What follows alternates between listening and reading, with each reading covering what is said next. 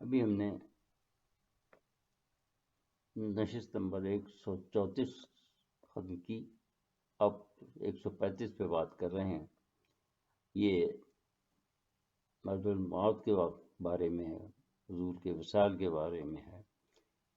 حاضرین گرامی، ہم گزشتہ نشست میں قیام خم غدیر تک پہنچے تھے۔ اب وہ مرحلہ آ رہا ہے جس کو سننے سے ہر مومن کا پتا پانی ہو جاتا ہے، کیونکہ مومن کی تعریف ہی یہ بیان ہوئی ہے کہ وہ اللہ اس کے رسول کو اپنے نفس سے بھی زیادہ چاہتا ہے۔ لہٰذا وہ کون سی آنکھ ہوگی جو حضور صلی اللہ علیہ وآلہ وسلم کی جدائی میں نہ ہو۔ کم از کم مجھے تو ایسا ہی محسوس ہو رہا ہے کہ حضور کا صلی اللہ علیہ وسلم کا سانحہ ارتحال آج ہی ہوا ہے۔ 3 سال تک مسلسل ان کی حیات طیبہ کی بات کرتے ہوئے حیات طیبہ کی جیتی جاگتی تصویریں میرے آنکھوں کے سامنے گزرتی رہیں اور ہر لمحہ اسی میں مستغرق گزرا، کیونکہ میری یہ بچپن سے خواہش تھی کہ میں حضور کی حیات طیبہ قلم بند کروں، اور جب اس مرحلے پر پہنچا تو مجھے اب کچھ لکھنا مشکل ہو رہا ہے۔ مجھے یقین ہے کہ جن لوگوں نے اسے میرے ساتھ غور و خوض و شوق کے ساتھ سنا، ان کی بھی یہی حالت ہوگی۔ اب ہم 11 ہجری میں داخل ہو رہے ہیں، جس میں کہ حضور کا سانحہ ارتحال واقع ہوا، اور یہ بھی حسن اتفاق ہے کہ سانحہ ربیع الاول میں وقوع پذیر ہوا، اور ہم انشاءاللہ اسی ماہ مبارک میں جب دنیا عید میلاد النبی منا رہی ہے تو ہم اختتام تک پہنچا رہے ہیں۔ آئیے اب آگے بڑھتے ہیں۔ حضور صلی اللہ علیہ وآلہ وسلم سفر کرتے ہوئے مدینہ پہنچے، لیکن اس دوران بھی ان کا رویہ ظاہر کرتا رہا کہ اب ان کی روانگی قریب ہے۔ اس سلسلے میں متعدد احادیث اور روایات موجود ہیں جن میں حضور نے صحابہ سے فرمایا کہ مجھ سے مناسک حج سیکھ لو، میں آئندہ سال تمہارے درمیان نہیں ہوں گا۔ یا ازواج مطہرات کو ہمراہ لے گئے اور فرمایا کہ اس کے بعد تمہارے لیے سختی ہے۔ یا پھر حضرت عائشہ سے مروی وہ حدیث جس کو تقریباً سبھی نے بیان کیا ہے، جس پہ حضور صلی اللہ علیہ وسلم نے اپنے انتقال کی خبر ان کو دی ہے۔ ایسی ہی ایک حدیث حضرت فاطمہ سلام اللہ علیہ کے بارے میں ہے کہ ایک دن وہ تشریف لائیں تو حضور نے ان سے کچھ سرگوشیاں فرمائیں، جن کو سن کر پہلے تو وہ رونے لگیں، پھر بعد میں حضور صلی اللہ علیہ وآلہ وسلم نے کچھ اور فرمایا تو ہنسنے لگیں۔ حضرت عائشہ نے پوچھا تو انہوں نے یہ کہہ کر معذرت کر لی کہ میں حضور کا راز ان پر عیاں نہیں کر سکتی، مگر جب انہوں نے حضور کے وصال کے بعد پوچھا کہ اے فاطمہ مجھے وہ راز کب بتاؤ گی، تو انہوں نے جواب دیا کہ ابھی اسی وقت۔ فرمایا کہ میں جس بات پر روئی تھی وہ حضور صلی اللہ علیہ وآلہ وسلم کے وصال کی خبر تھی، اور جس پر ہنسی وہ یہ بشارت تھی کہ تم جنت میں خواتین کی سردار ہوگی اور سب سے پہلے مجھ سے عامل ہوگی۔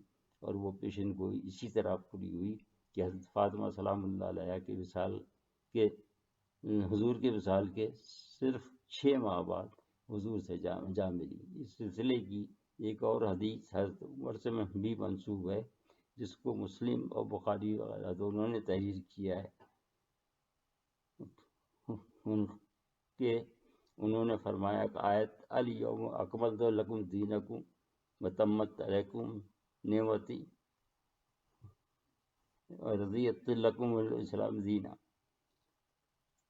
جمعے کو عرفے میں نازل ہوئی تو حضرت عمر رضی اللہ تعالیٰ عنہ یہ آیت سن کر رو پڑے۔ جب ان سے پوچھا گیا کہ آپ کیوں رو رہے ہیں تو انہوں نے بتایا کہ ہر کمال کے بعد کمی ہی ہوتی ہے، گویا حضور صلی اللہ علیہ وآلہ وسلم کے وصال کا انہیں ادراک ہو گیا تھا۔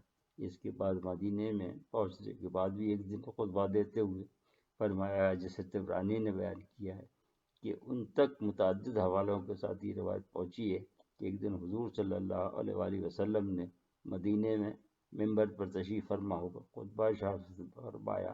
پہلے اللہ تعالیٰ کی حمد و ثنا فرمائی، پھر ارشاد فرمایا، اے لوگوں مطلع ہو جاؤ کہ ابو بکر نے مجھے کبھی دکھ نہیں پہنچایا۔ اے لوگوں، میں ابو بکر، عمر، عثمان، طلحہ، زبیر، عبد الرحمن بن عوف اور اولین مہاجرین سے راضی ہوں، بس تم مجھ سے باخبر رہو۔ اے لوگوں، یہ بھی مجھ سے جان لو کہ میرے اصحاب، میرے احباب رشتہ داروں کی کسی بھی ناانصافی کے بارے میں اللہ تعالیٰ نہیں پوچھے گا۔ اے لوگوں، اپنی زبانوں کو مسلمانوں کے بارے میں بند کر لو۔ جب ان میں سے کوئی شخص انتقال کر جائے اس کے بارے میں اچھی باتیں کرو۔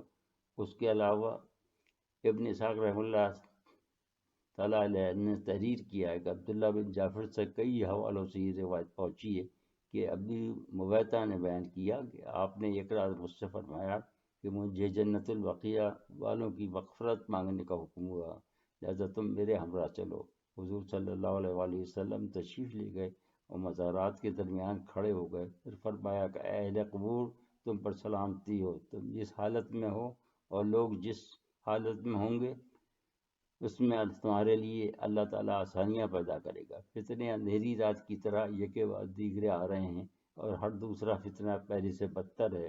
پھر ان کے لیے مغفرت کی دعا فرمائی، پھر میری طرف متوجہ ہو کر فرمایا کہ مویتا، مجھے دنیا کی خزانوں اور دائمی زندگی اور پھر جنت کی چابیاں دی گئیں۔ مجھے اس کے درمیان اور اپنے رب کی ملاقات اور جنت کے درمیان اختیار دیا گیا، تو میں نے عرض کیا کہ میرے ماں باپ آپ پر قربان ہیں، جنت کی چابیاں اور دائمی زندگی قبول فرما لے۔ تو حضور نے فرمایا کہ ابو مغیثہ، بخدا نہیں دوں گا، میں رب کی ملاقات اور جنت کو پسند کر لیا ہے۔ اس کے بعد آپ واپس لوٹ آئے۔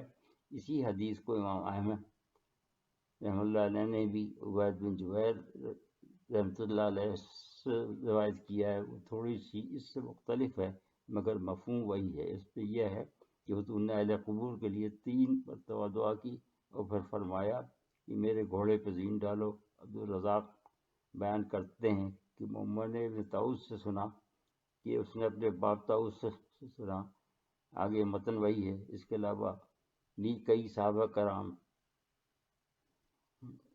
رضوان اللہ تعالیٰ علیہ سے یہی فرمایا کہ زمین اور آسمان کے خزانوں کی کچھ ہدایت فرمائی اور اختیار دیا کہ میں دائمی زندگی لے لوں۔ اس پر ایک صحابی نے فرمایا کہ حضور ہمارے لیے قبول فرما لیتے، تو فرمایا کہ مگر میں نے اللہ تعالیٰ سے ملاقات کو ترجیح دی۔ ابھی مہتا رضی اللہ تعالیٰ عنہ کو بیان ہے کہ حضور صلی اللہ علیہ وآلہ وسلم وہاں سے تشریف لانے کے بعد علیل ہو گئے اور مرض الموت میں مبتلا ہو گئے۔ اس کے بعد شدید درد سر کی شکایت فرمانے لگے۔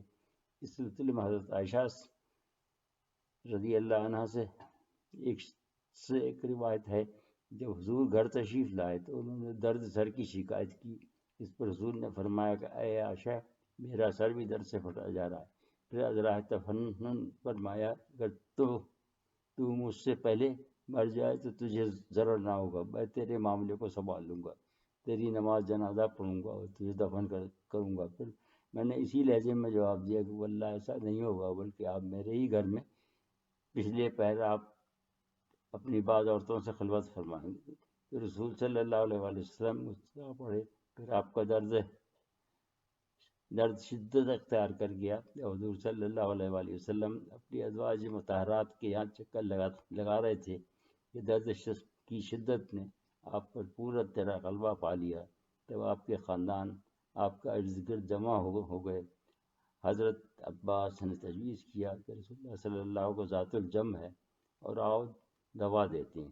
پس انہوں نے آپ کو دوا دی تو آپ کو افاقہ ہو گیا۔ آپ نے پوچھا کہ ان کی دوا کس نے دی، تو انہی لوگوں نے بتایا کہ آپ کے محترم حضرت عباس نے، ان کا خیال تھا کہ آپ کو ذات الجم ہے۔ آپ نے اس پہ اظہار ناپسندیدگی کیا اور فرمایا یہ تکلیف شیطان کی طرف سے ہوتی جو مجھے نہیں ہو سکتی۔ پھر اس پر انہوں نے اپنی بیویوں سے جو آپ کی حالت خراب سن کر وہاں جمع ہو گئی اجازت چاہی کہ میرا عائشہ رضی اللہ تعالیٰ عنہ کے گھر میں علاج ہو۔ ان کی بیویوں نے اجازت دے دی۔ پھر آپ حضرت عباس اور ایک دوسرے آدمی کے سارے، جس کا نام مجھے یاد نہیں، قدم گھسیٹتے ہوئے تشریف لائے۔ جب حضرت عباس سے پوچھا گیا کہ وہ دوسرا آدمی کون تھا تو انہوں نے حضرت علی رضی اللہ تعالیٰ عنہ کا نام لیا۔ پھر وہ آگے فرماتی ہے کہ جب حضور میرے گھر تشریف لائے تو ان کا درد اور بھی شدت اختیار کر گیا۔ آپ نے فرمایا کہ مجھ پر ایسے 7 مشکلیں پانی کا ڈالو جن کا منہ بند ہو تاکہ میں لوگوں کو وصیت کر سکوں۔ بس ہم نے آپ کی بیوی حفصہ کے یہاں سے لگن لیا اور اس میں بٹھا کر مشکزوں سے پانی ڈالنے لگے، یہاں تک کہ آپ نے اشارے سے بتایا کہ کام ہو گیا۔ پھر آپ لوگوں کے پاس تشریف لے گئے، نماز پڑھائی اور خطبہ دیا۔